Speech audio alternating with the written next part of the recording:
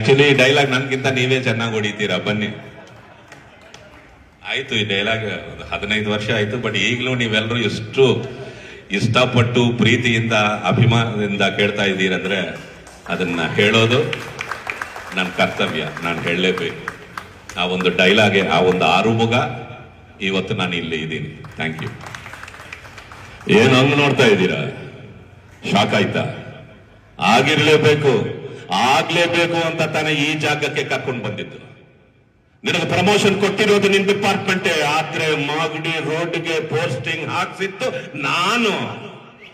India map ನಲ್ಲಿ ಇಲ್ದಿರೋ ನಿನ್ ಡಿಸ್ಟ್ರಿಕ್ಟ್ಗೆ, ಕರ್ನಾಟಕ ಮ್ಯಾಪ್ ನಲ್ಲಿ ಇಲ್ದಿರೋ ನಿನ್ ಊರಿಗೆ ಕರೆಸಿ ನನಗೆ ಆಪಿಟ್ಟೆ ಅಲ್ವಾ? ಈಗ ಏನ್ ಮಾಡ್ತೀಯ? ಇದು ನನ್ನೂರು, ನನ್ನ ಏರಿಯಾ. ನಾನು ಬೆಂಗಳೂರಿನಲ್ಲಿ ಗುಡುಗಿದ್ರೆ ಉಡುಪಿ ಮಂಗಳೂರು ಹಾರ್ಬರ್ ನಡುಗೋಗುತ್ತೆ. ಕೈ ಎತ್ತಿ ತಾಡ್ತಾ ಅಂದ್ರೆ ರಿಯಲ್ ಎಸ್ಟೇಟ್ ಎದುರೋಗುತ್ತೆ. ಇದು ಧರ್ಮೇಂದ್ರ ಕೋಟೆ ಕಣೋ.